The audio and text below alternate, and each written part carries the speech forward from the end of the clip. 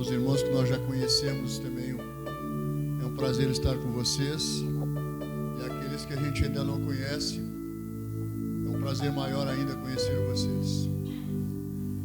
Nós servimos ao Senhor Jesus no ministério dele, não é nosso.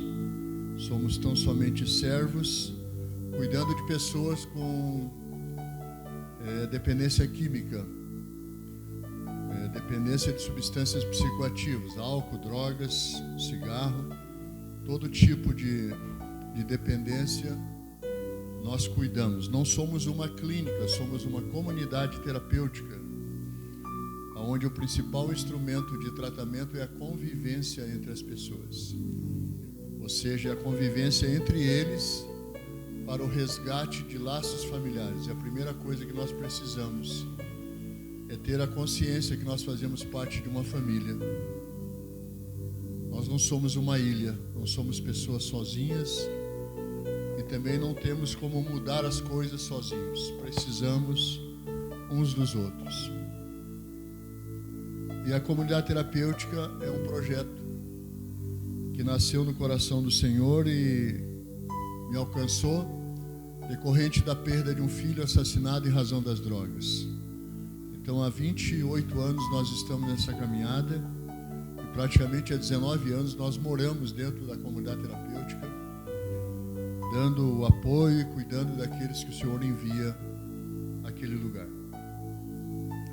As coisas que nos deixam indignados muitas vezes é as perguntas das pessoas. Quantos se recuperam? Qual o percentual? A resposta muitas vezes não é um número para mim, mas uma colocação simples. Eles não são números, são pessoas, seres humanos, têm famílias, têm uma história, que parte dessa história se perdeu na caminhada. Parte dos sonhos e projetos foram esfacelados pela própria droga. Como começa? Muitas vezes desestrutura familiares, ausência de pai, de mãe, de uma família. Muitas vezes mexem com os brios deles, né? Quando começam a se envolver com os amigos. E ali começa uma caminhada muitas vezes sem volta. E o caminho da droga é clínica, cadeia e cemitério.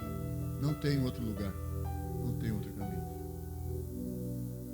Mas a gente procura levar eles à esperança de uma mudança e de uma transformação, baseada na palavra de Deus e baseado no Deus da palavra. Amém? Então, esse é o trabalho que nós fazemos no Reino de Deus. Um ministério bastante difícil, porque são 24 horas por dia, cujos frutos ou recompensa que mais nos alegra é vê-los retornar na fazenda com seus familiares, com seus filhos, com a sua família restaurada. Não tem presente maior, não tem pagamento maior pela parte de Deus para nós do que o objetivo de uma família mudada e transformada. O que a droga faz na vida das pessoas, no seio das famílias, é algo indescritível. Quem ainda não teve a oportunidade de conhecer a casa de alguém que usa droga ou produto, o dia que conhecer vai se estarrecer. É tudo menos uma casa. Muitas vezes não sobra sequer o telhado. Vai porta, vai janela, vai telhado, vai cama, vai colchão, vai roupa, vai tudo. E o que você vê em muitas reportagens sobre cracolândias que aí estão, é a mais pura realidade. Homens e mulheres que se transformaram em zumbis. Difícil trazê-los de volta à vida, difícil trazê-los de volta à realidade. Sozinho nós não conseguimos. A nossa dependência é 100% do Senhor. Em tudo nós dependemos do Senhor. E nesta noite eu quero falar para vocês também de duas pessoas Uma delas, bastante conhecida nossa, inclusive está aqui hoje, né? Se faz presente entre nós. Perseguido desde pequeno, desde os seus 2 anos já foi perseguido. Desde cedo ele já dialogava com os sacerdotes, com os senhores da lei. Desde cedo ele já tinha consciência que ele tinha um plano estabelecido pelo pai dele. Seu ministério sobre a face da terra foi curto, exatos 33 anos e meio. Começou aos 30 a servir e levar a palavra do Pai, o amor do Pai para as pessoas. Arregimentou pessoas para andarem com ele, os seus chamamos de discípulos. E a essas pessoas ele começou a falar do amor do Pai. A essas pessoas ele começou a mostrar a prática desse amor também. E a essas pessoas ele ensinava o verdadeiro amor do Senhor.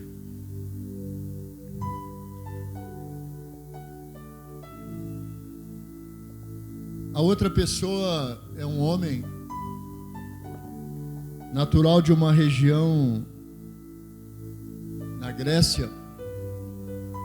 Haviam 10 cidades, por isso chamava-se Decápolis, Deca, 10, Polis, cidade. E esse homem era daquela região.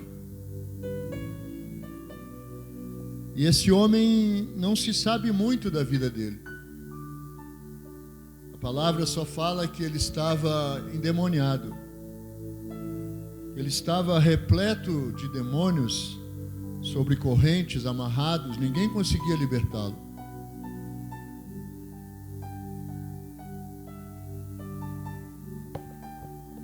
Não havia esperança para aquele homem. Maltrapilho, mal vestido, rejeitado. Não muito diferente dos zumbis que nós vimos hoje pelas ruas ou pelas cidades.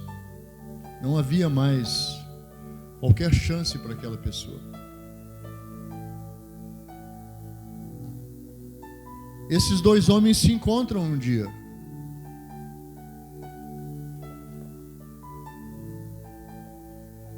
E eu vou relatar na Bíblia a história desses 2 homens. Queria te convidar a abrir o livro de Marcos, Evangelho de Marcos, capítulo 4, versículo 35 e depois no capítulo 5 até o versículo de número 20. Evangelho de Marcos, capítulo 4, versículo 35, diz assim a palavra de Deus. Naquele dia, sendo já tarde, disse-lhes Jesus: passemos para a outra margem. Deixando a multidão, eles o levaram consigo, assim como estava, no barco. Havia também com ele outros barquinhos. Ora, levantou-se grande temporal de vento, e as ondas se arremessavam contra o barco, de modo que já estava a encher-se. O Senhor Jesus estava na popa, dormindo sobre uma almofada.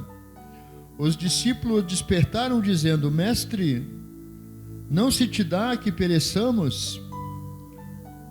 E ele, despertando, repreendeu o vento e disse ao mar: Cala-te, aquieta-te. Então o vento se aquietou e houve grande bonança. E aí ele diz aos seus discípulos: por que só estão tímidos? Ainda não tendes fé? Eles sentiram grande temor e diziam uns aos outros: quem é este, que até o vento e o mar lhe obedecem? Chegaram ao outro lado do mar, a província dos Gerazenos. Descendo ele do barco, saiu-lhe ao encontro dos sepulcros um homem possesso de espírito imundo. Aqui vem um encontro entre ambos. O qual morava nos sepulcros e nem ainda com cadeias o podia alguém prender. Pois tendo sido muitas vezes preso com grilhões e cadeias, as cadeias foram por ele feitas em pedaços.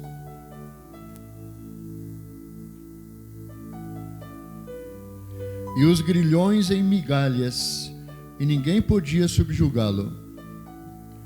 Andava sempre de dia e de noite, clamando pelos montes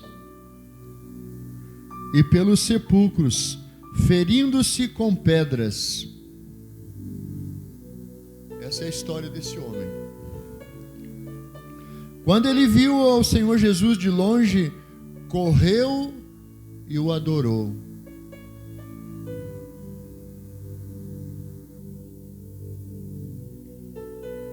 Clamando em alta voz: que tenho eu contigo, Jesus, Filho do Deus Altíssimo? Conjuro-te, por Deus, que não me atormentes. Pois Jesus lhe dissera: sai deste homem, espírito imundo.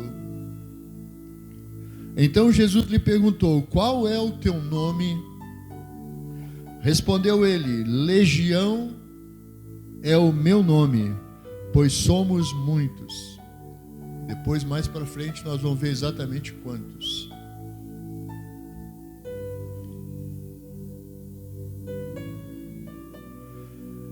E rogou-lhe muito que não os enviasse para fora daquela província. Ora, andava ali pastando pelo monte uma grande manada de porcos. Os espíritos imundos rogaram a Jesus: manda-nos para aqueles porcos, para que entremos neles. O Senhor Jesus o permitiu. Saindo aqueles espíritos imundos, entraram nos porcos, e a manada, que era cerca de 2.000. Imaginemos que havia um espírito imundo para cada porco, 2.000 demônios.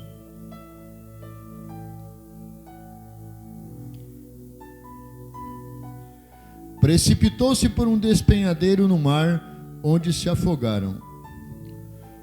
Os que apacentavam os porcos fugiram e o anunciaram na cidade e pelos campos.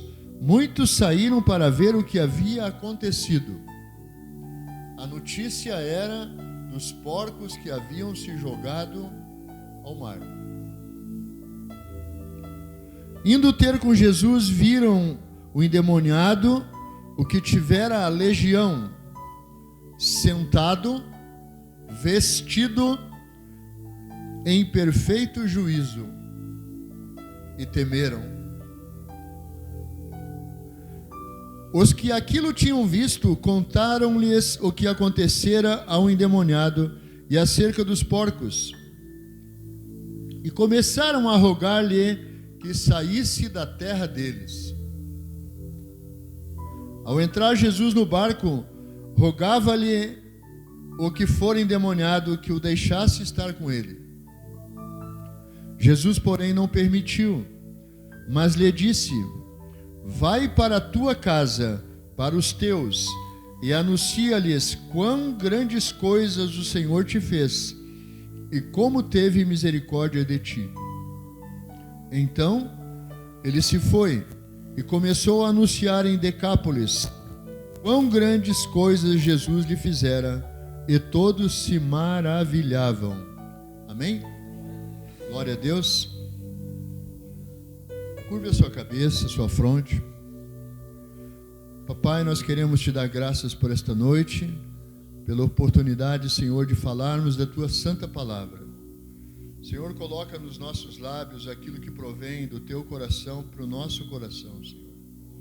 Que seja o teu falar no meu falar, o meu andar no teu andar, que seja o meu querer no teu querer, Senhor.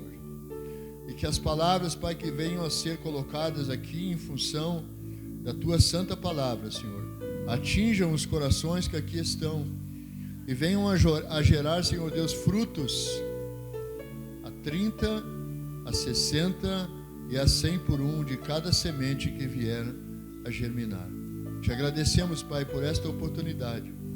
Coloco, Pai, diante de ti também a minha vida, Senhor, para que o Senhor esquadrinhe e me examine, Senhor. Se em algum momento, em algum tempo eu pequei, Senhor Deus, e te entristeci o teu coração, Senhor, eu quero nesta noite, Pai, diante da igreja que aqui está, te pedir perdão, Senhor Deus, em o nome do Senhor Jesus.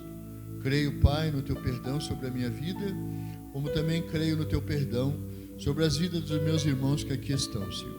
Te dou graças, Pai, te louvo e te bendigo, Senhor Deus, em o nome do Senhor Jesus. Amém, igreja? Nós dizíamos no início,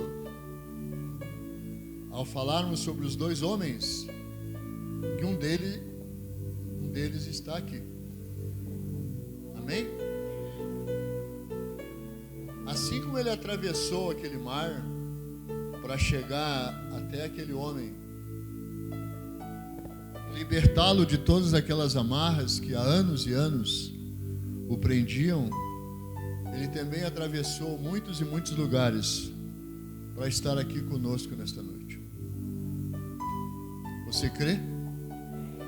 A palavra dele nos dá essa certeza, que onde dois ou mais estiverem reunidos no nome dele, ele se faz presente. Amém? Olha para o irmão ou a irmã que está do teu lado. Ele reflete a imagem e a semelhança do Pai. Ele está aqui. Nós somos isso, imagem e semelhança do Pai. Nós fomos criados segundo o melhor da criação do Pai. Nós somos a coroa da perfeição, o melhor da criação do Senhor. Então, aonde nós estamos, Ele está conosco. O Espírito Santo de Deus está entre nós. Amém? É uma passagem do livro de Marcos, aparentemente uma narrativa. Mas se nós analisarmos com bastante calma todo esse trecho, esse texto, perdão, nós vamos ver primeiro que esse homem habitava numa região onde a idolatria prevalecia. Essas 10 cidades da Grécia, elas cultuavam aos deuses da mitologia grega, né?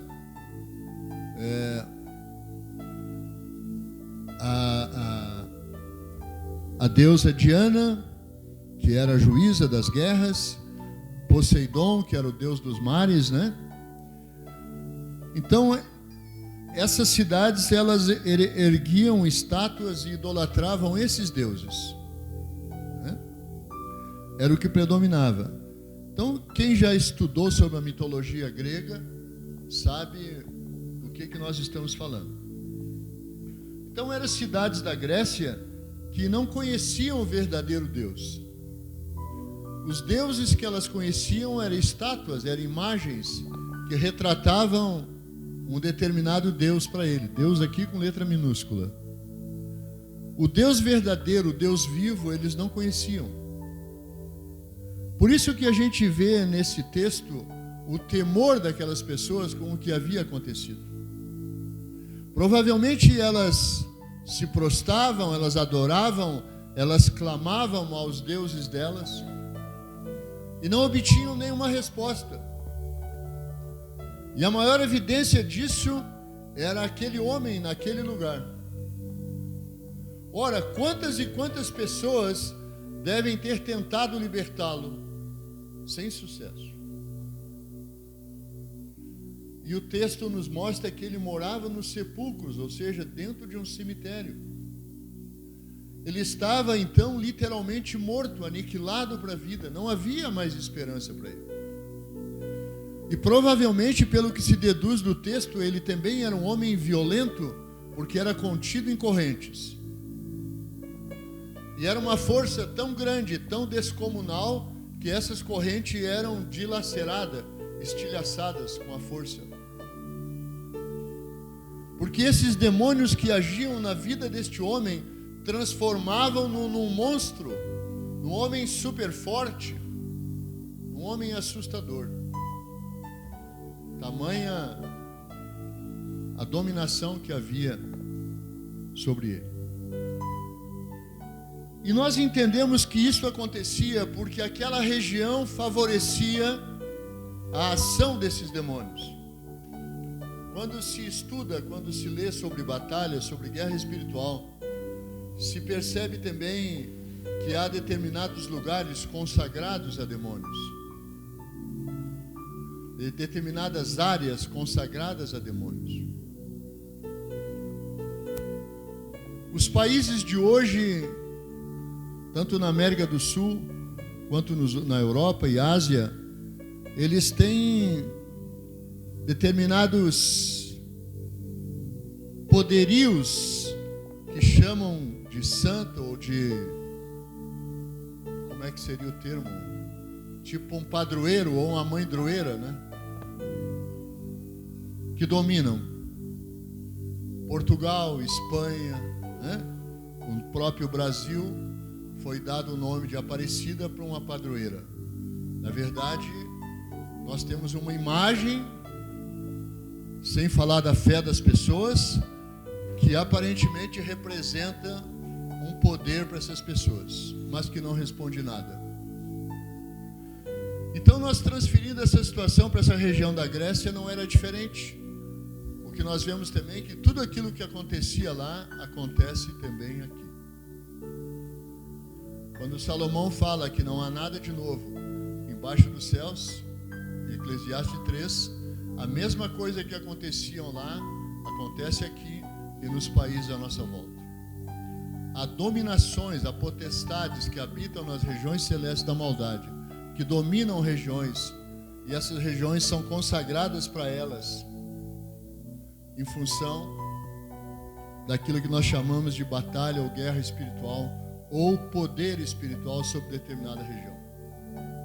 Nós temos aqui na região da Freeway, um determinado lugar ali, um espaço, que é uma caída forte, que é o maior lugar de mortes e acidentes aqui de Gravataí.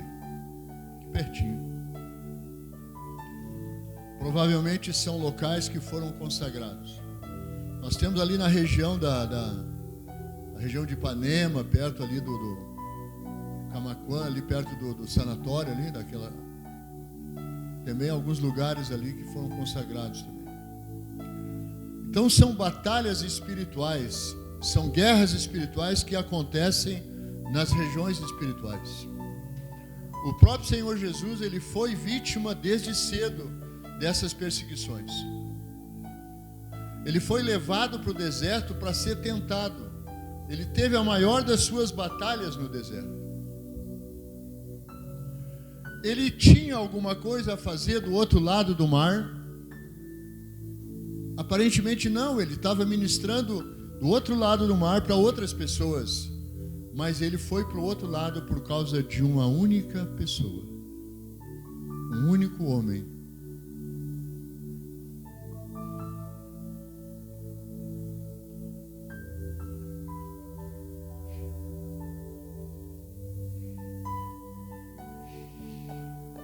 Assim, a batalha espiritual, em afronta à decisão do Senhor de ir para aquele lugar, já começou no mar revolto.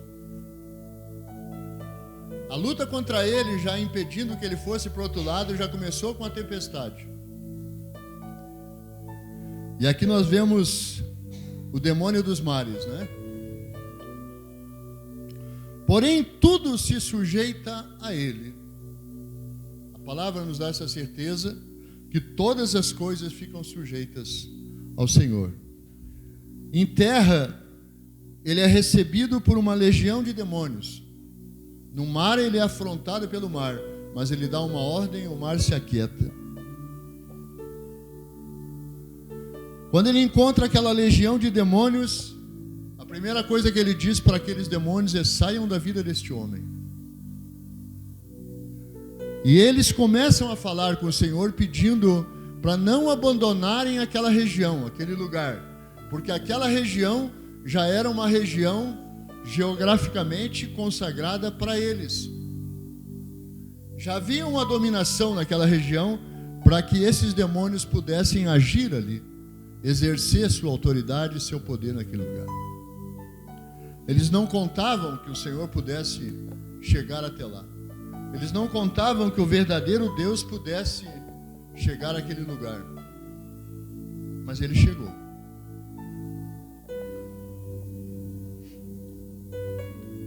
Região de idolatria, uma região de cultura suína.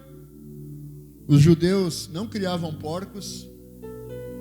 Os judeus tinham os porcos como imundos. Vide a passagem do filho pródigo, né? O pior emprego que ele podia ter e obter era cuidar dos porcos. Era uma vergonha. Havia uma legião de 2.000 demônios naquele homem. Portanto, 2.000 porcos pereceram, subentendendo-se que um demônio para cada porco. Esses demônios geravam força descomunal no homem a ponto de arrebentarem as correntes. Esses demônios geravam automutilação naquele homem, feria-se com pedras. Portanto, ele devia ter ideação suicida, não dormia, totalmente dominado. Enquanto eu pensava nesse texto, em tudo isso que acontecia com esse homem, eu lembrava e lembro de algo que tem acontecido no seio da nossa nação, com as nossas crianças. Eu creio que se vocês fizerem uma reflexão, vocês vão lembrar, se já não tiveram no âmbito das suas casas, de jovens com 12 e 13 anos se cortando com pedacinhos de... Não é gilete que elas usam, que eles usam. É aquelas lâminas de apontador de lápis. E começam a cortar os braços. Quem já teve essa situação? Quem já presenciou? Nós temos visto muitos casos de vozes que esses jovens ouvem e gerando pensamentos suicidas e automutilação. É um joguinho que tem aí, parece-me que o nome é Mono, né? Que gera isso. Tipo mensagens, tu não vale para nada, tu não aproveita para nada, teus pais não te querem mais, sua mãe não gosta de você, você é um zero à esquerda, mais ou menos assim. E eles começam um processo de automutilação e pensamento de suicídio. Vocês vão perceber mais agora na época do verão, quando vocês verão muitos jovens de 12, 13 anos com camisa de manga comprida.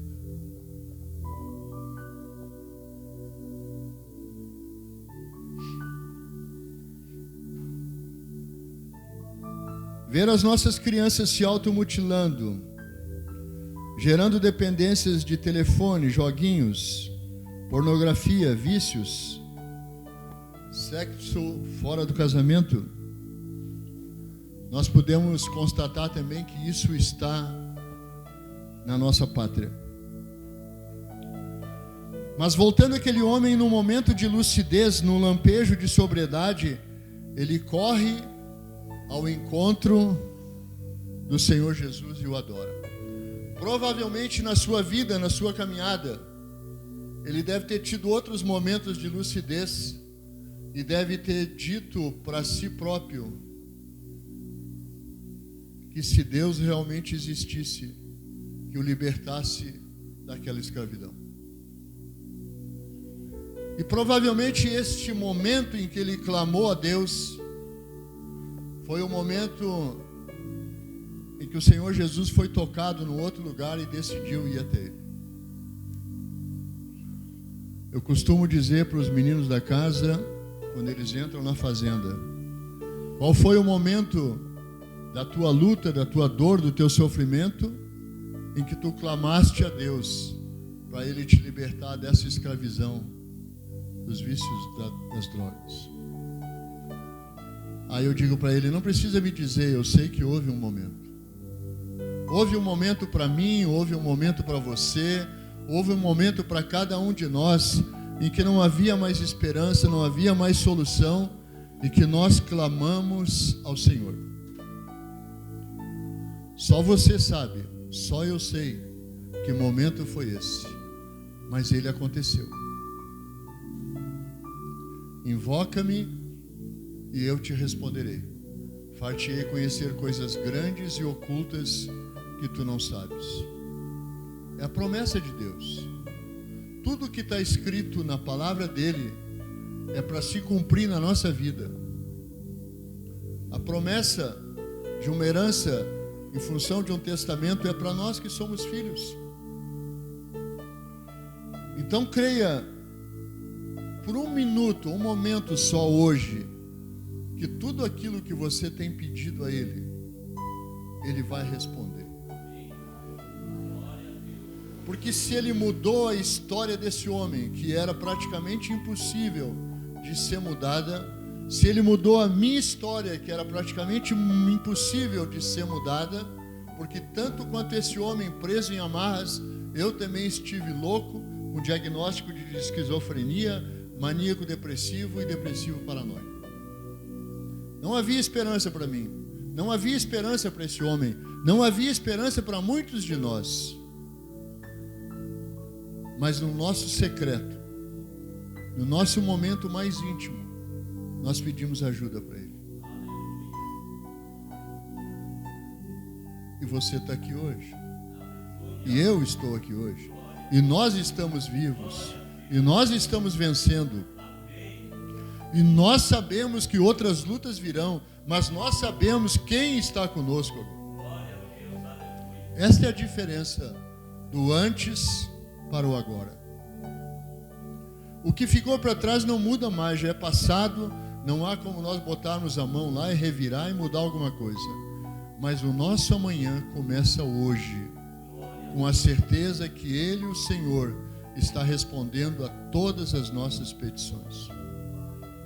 Não fica nada sem que Deus responda.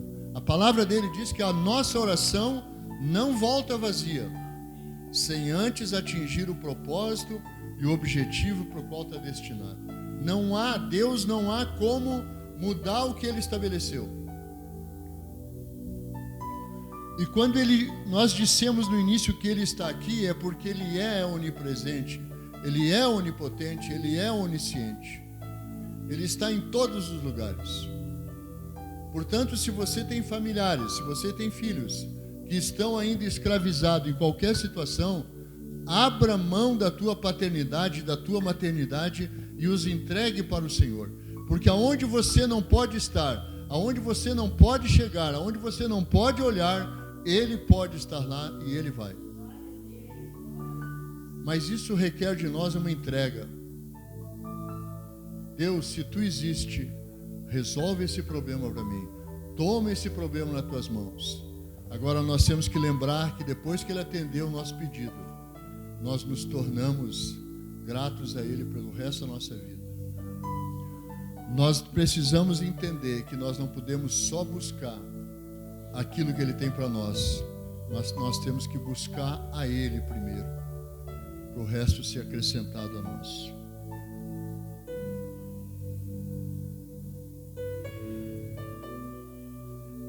Esse homem endemoniado teve um encontro com o Senhor. E aí nós aprendemos que as trevas só dominam quando nós deixamos de andar na luz. Quando nós nos afastamos de Deus, são os momentos que nós mais sofremos. Se nós andarmos nas trevas, nós viveremos com os habitantes das trevas.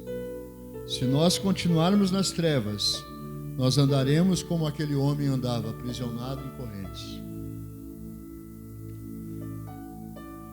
Se somos luz, aonde quer que estejamos, as trevas se dissipam, porque o Senhor é conosco.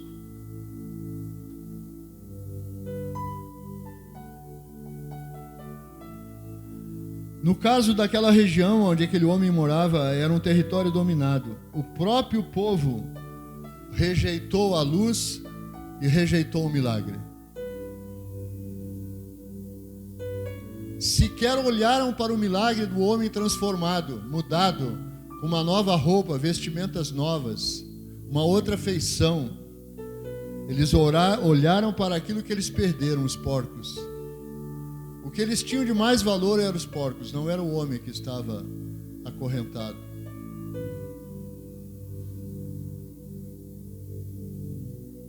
Ignoraram o milagre, viram um homem antes endemoniado, agora vestido, lúcido, sóbrio, a ponto deste homem escolher andar com o Senhor Jesus.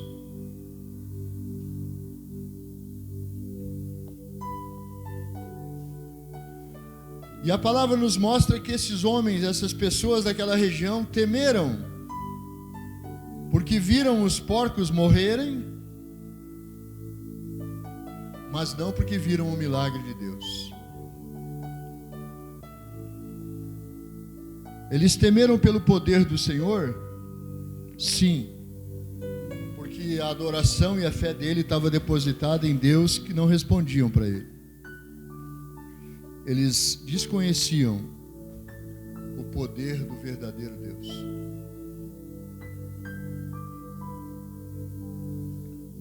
E praticamente expulsaram o Senhor Jesus daquela região.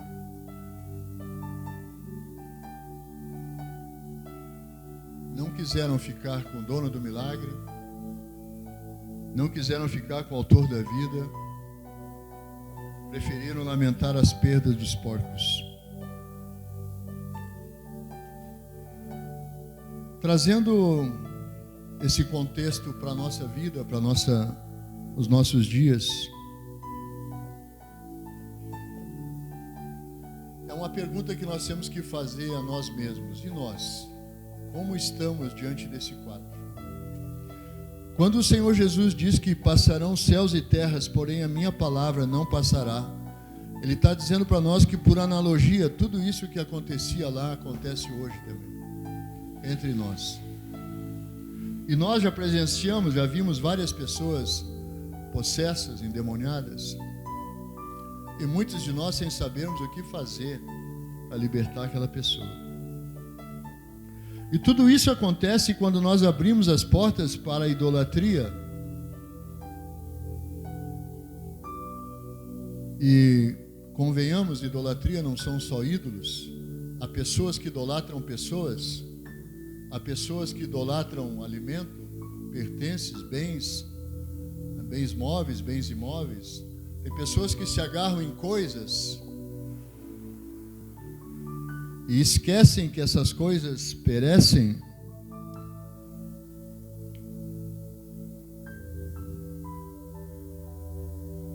E quando nós abrimos as portas para tudo isso, nós fechamos as portas para o Senhor entrar na nossa vida. Não há comunhão entre a luz e as trevas. Não há comunhão entre o santo e o profano. Ele, o Senhor, espera que cada um de nós abra a porta do nosso coração com sinceridade, para que a transformação e o milagre, não na mesma forma daquele homem endemoniado, mas na forma de cada um necessita, possa acontecer na nossa vida. É possível? Sim, é possível.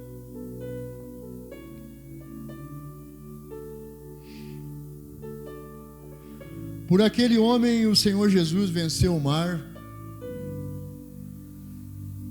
venceu a tempestade, um barco que estava quase naufragando. Por causa daquele homem, ele provou a fé dos seus discípulos. Por causa daquele homem, ele enfrentou uma legião de demônios. Por causa daquele homem,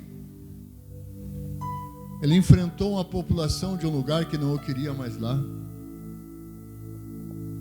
Olhem a importância e o valor de uma pessoa para o Senhor.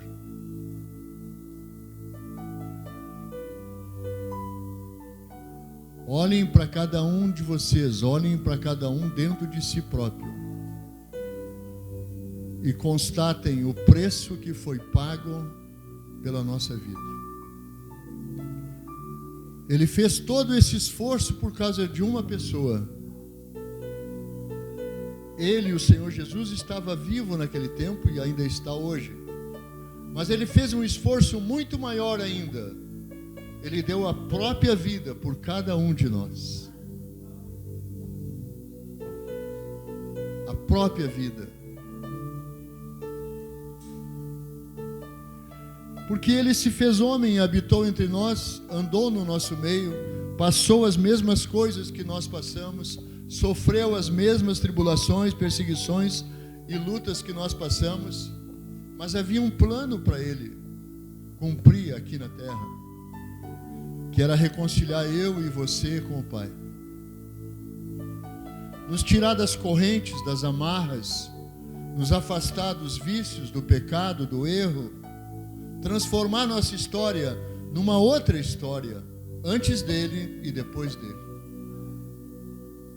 Aquele homem teve uma outra história depois, que com certeza tornou-se um testemunho vivo do milagre do Senhor na vida dele.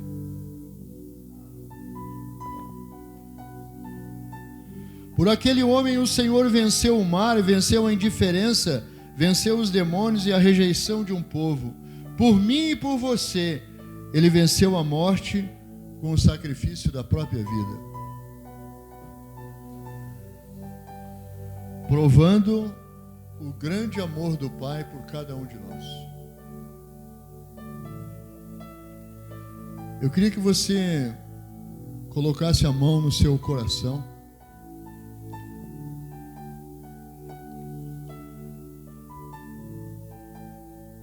Por favor, sobre o teu coração. Procure sentir a palpitação, procure sentir a batida dele. Eu tenho marca-passo no meu, é meio difícil, não sei quem tem marca-passo. Mas eu, de vez em quando, tenho que recarregar no posto Ipiranga. Mas, se você sentir com a sua mão a batida do seu coração, eu creio que você sinta e sente, você vai entender o verdadeiro milagre da vida. Nós estamos vivos. Há vida dentro de nós. Há um coração batendo, pulsando. Há um coração que quer viver. Mas é um coração que precisa ser segundo o coração do Pai. Precisa bater, precisa viver, precisa querer amar. Ser grato, demonstrar através da gratidão o amor que Ele deu pela tua vida, pelo que Ele fez e faz pela tua vida, para que você entenda que esse tesouro que está guardado dentro de você, chamado amor, é para ser semeado, dividido, lançado sobre as águas como uma semente, para que você possa falar dessa libertação que aconteceu na tua vida, na nossa vida, através de um amor inimaginável. Ou você, porventura, seria capaz de dar a tua vida por outra pessoa? Ele deu. Talvez uma mãe pelo filho, essa faz. A minha mãe, no meu nascimento, me conta a história. Ela ficou 3 dias em trabalho de parto. Não havia cesariana naquela época. Nós estamos falando de 1950 e alguma coisa. E o trabalho de parto era feito com assistência de parteira. E ela conta que todos abandonaram. Meu pai não conseguiu ficar perto, meus tios não conseguiram ficar, meus avós não conseguiram ficar, ficou só ela e eu no útero dela. 3 dias. E ela conta para mim, ela é viva ainda, 93 anos. Ela conta para mim que ela pediu para Deus que se alguém tivesse que viver, que esse alguém fosse eu. E se alguém tivesse que morrer, que fosse ela. Que amor lindo, né? Ela, como toda mãe, daria e dá a sua própria vida pelos seus filhos. É fora de série. Agora imagine o amor de Deus pela nossa vida, a ponto de dar o próprio filho por nós. E eu estou vivo hoje, e a minha mãe também. E aí tu começa a entender a tua história. Por que a perseguição? Por que o jugo? Por que a opressão? Por que as cadeias? Por que a prisão? Porque a palavra do Senhor nos ensina que a glória da segunda casa é bem maior que a glória da primeira casa. Amém?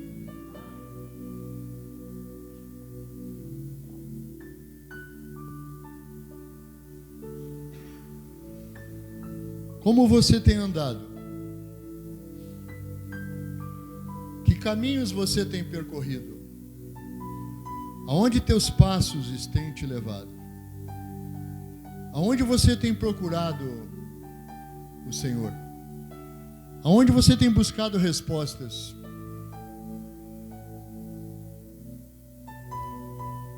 Ela está a 33 centímetros daqui do coração.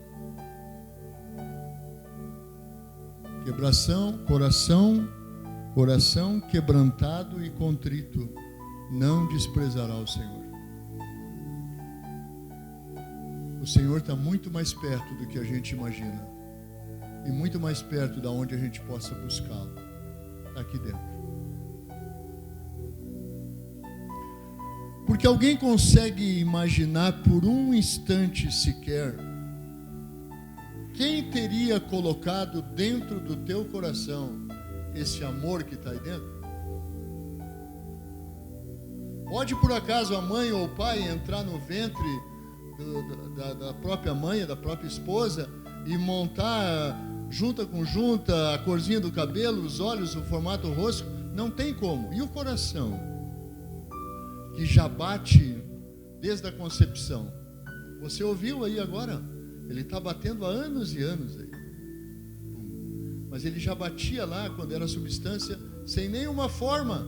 Ali começou a vida. Nós somos esse milagre. Nós somos aquele que ele libertou das correntes. Nós somos as pessoas que ele escolheu para mudar a nossa história, para fazer de cada um de nós outras pessoas, diferentes, para melhor, é lógico. Mas nós queremos isso?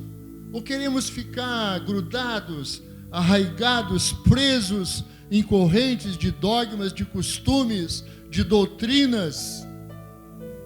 O que nós queremos? Provavelmente deitar a cabeça no travesseiro, dormir, ter paz, descanso, ser amado, amar, ter o Senhor no coração, o resto tudo ele acrescenta.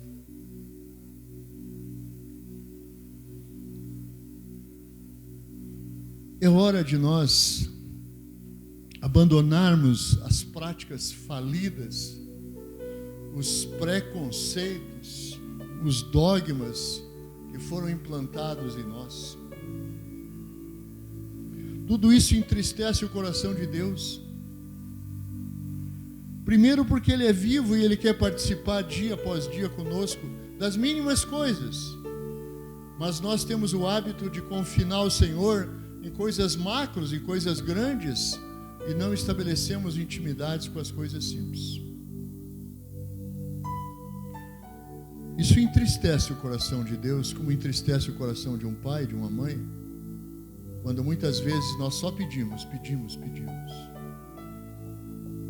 É tempo de agradecer. É tempo de nós chamá-lo para dentro de nós e andar com Ele. É tempo de nós abrirmos a nossa porta do nosso coração e convidá-lo para entrar em toda a casa.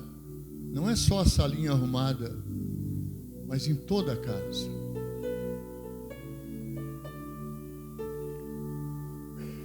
É tempo de nós falarmos dos milagres que Ele tem feito na nossa vida, para que outras pessoas possam ter vida tanto quanto nós.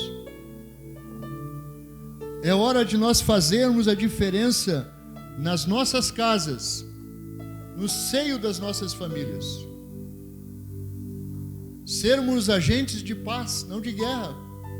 Porque se em terra de paz nós não tivermos paz, aonde encontraremos a paz? Em terra de guerra? Não. O mundo não tem paz. Não há paz no mundo. A evidência está aí. Pessoas sendo mortas por nada. Famílias destruídas, lares destruídos por nada. Ganância, ambições. Isso vai nos alcançar. Perseguição também vai nos alcançar. Mas quem temeremos? Se o Senhor é por nós, quem poderá ser contra nós? Ninguém. É hora de nós fazermos a diferença no nosso local de trabalho, na comunidade onde vivemos. É hora de nós anunciarmos as coisas grandes que Ele já fez e viver para contemplar aquelas coisas que Ele vai fazer ainda. Porque Ele não acabou a obra ainda. Aquele que começou a boa obra, Ele é fiel e justo para terminar. Porém, antes de terminar, Ele aperfeiçoa a obra. Nós estamos em obras há 70 anos. Tem mais gente aí também. Precisamos combater a apatia, o medo, a omissão. Nós não estamos sozinhos. Nós não somos uma ilha. Nós precisamos aprender a viver as misericórdias do Senhor todos os dias. Precisamos espalhar as maravilhas que Ele nos proporciona todos os dias.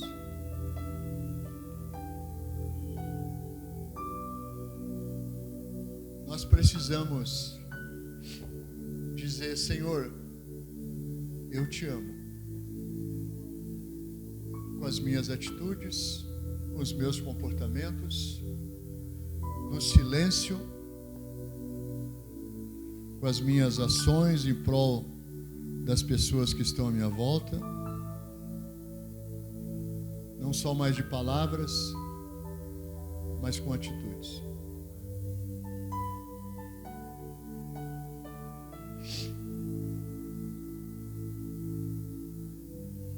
Eu quero fazer uma pergunta, você não precisa responder.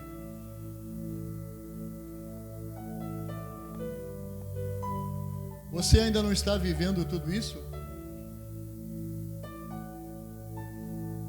Se você ainda não está vivendo o melhor que Deus tem para a tua vida, a hora é agora. O amanhã não existe para nós. O nosso amanhã é o hoje. O amanhã pertence ao Senhor. Nós somos o único povo sobre a face da terra que temos a certeza do amanhã. Porque quer vivamos, quer morramos, nós estamos no Senhor e com o Senhor. Mas o nosso amanhã é hoje. E a palavra do Senhor diz: se condicionante no dia chamado hoje, hoje o dia do Senhor, ouvires a voz de Deus, não endureçais o vosso coração. Como está o teu coração? Preso, amarrado, triste, prostrado, magoado, ressentido? Primeira coisa a fazer é você se perdoar. O perdão tem o dom da libertação. O perdão nos liberta. Primeira coisa, antes de eu pedir perdão a alguém, eu tenho que me perdoar. Se fiz algo para alguém ou sofri algum dano, eu preciso primeiro me perdoar. Porque não há como eu dar algo que não tenho. Não há como eu me esvaziar de algo que não estou cheio. E eu queria que você entendesse essa primícia no reino de Deus. O perdão é o passaporte para uma nossa vida, para uma nova vida, para uma vida com intimidade com Deus. Não há como nós chegarmos diante do Senhor com o coração cheio de raiva, de ódio, de ressentimento e de amarguras.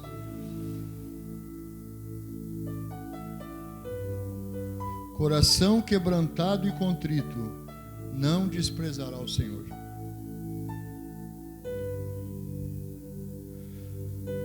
Você ainda não vive isso? Continua preso nas amarras do vício, dos jogos, da idolatria, da pornografia, do telefone, dos joguinhos?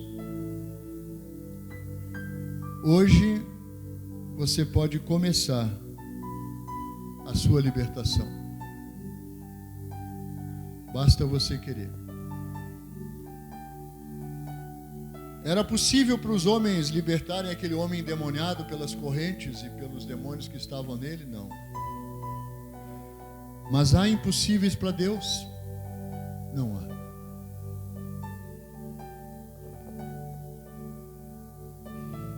Eu quero deixar você pensando nessa mensagem. Imagine a surpresa, a alegria, o esplendor de uma família recebendo de volta uma pessoa que estava totalmente alijada de tudo. Não servia para mais nada, não aproveitava para mais nada. Era um zumbi, um morto-vivo. Agora olhe por um instante, por um momento para você, como eu olho para mim, e veja o que Deus achou em nós para mudar a nossa história.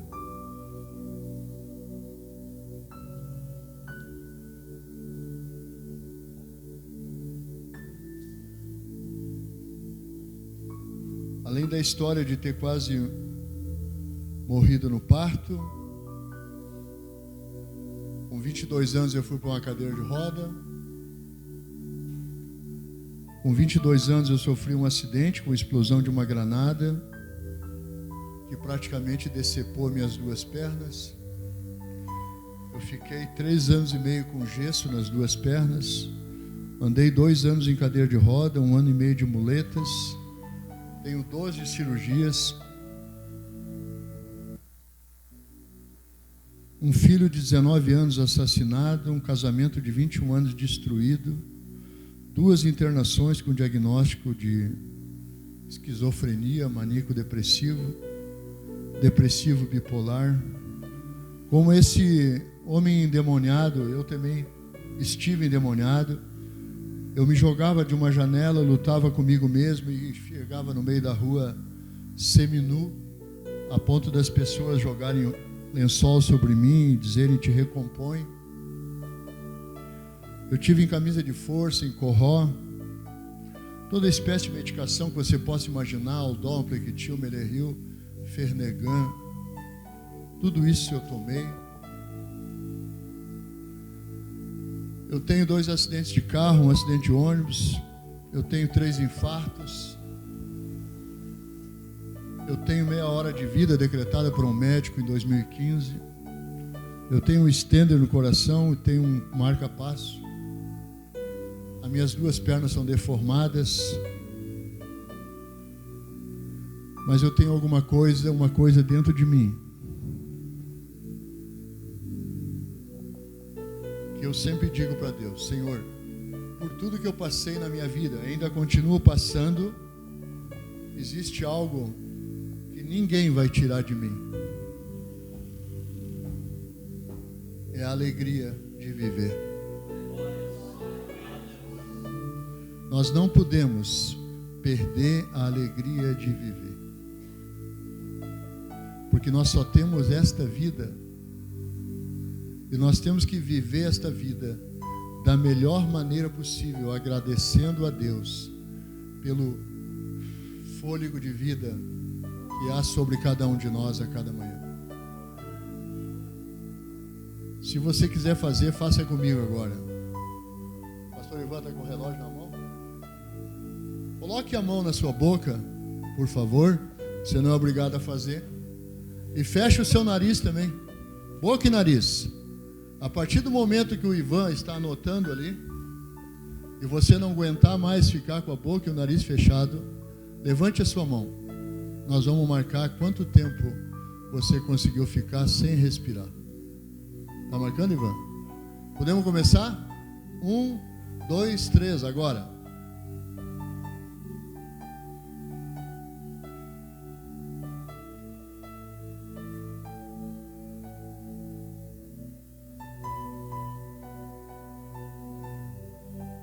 Levanta o braço, 15 segundos lá. 20 segundos aqui. 25 aqui. 25, 30, 35, 40. 45. 50, 55. 1 minuto ainda? Opa! Já deu 1 minuto? Ok. Podem abrir a boca.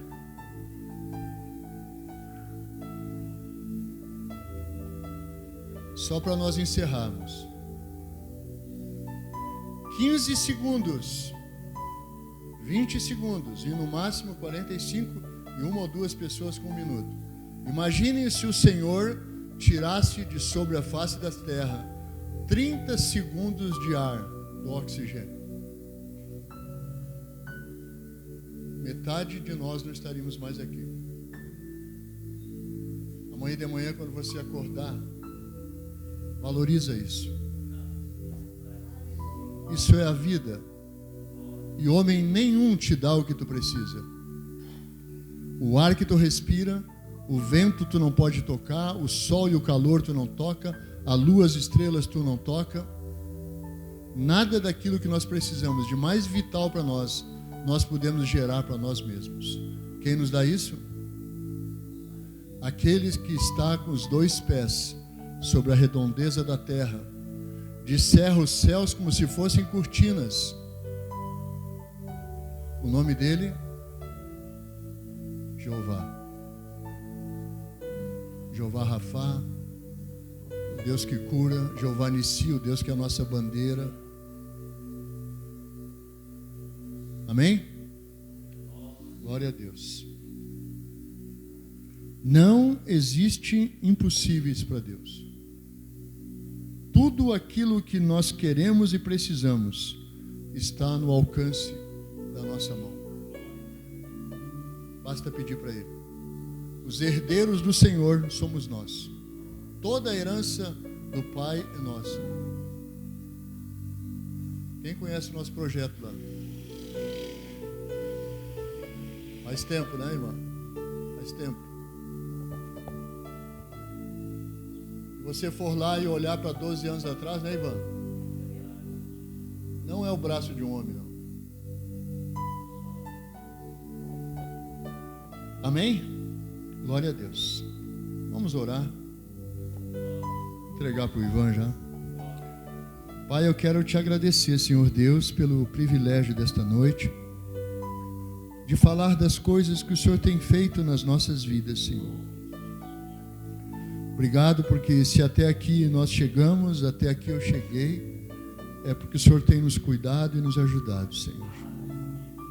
Senhor, sabemos das lutas, das tribulações, das perseguições que ainda virão sobre a tua igreja, mas também entendemos como teus filhos, como teus servos, que está na nossa mão e no nosso alcance as armas espirituais, Senhor, que é a oração, o jejum, a busca no centro da tua vontade, Senhor.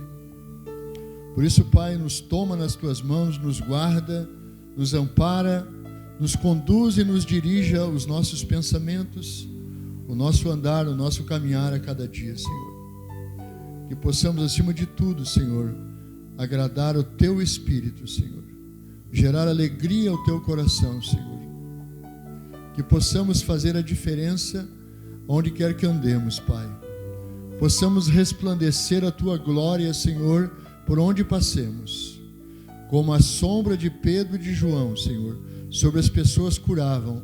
Nós também queremos isso sobre a nossa vida, Pai.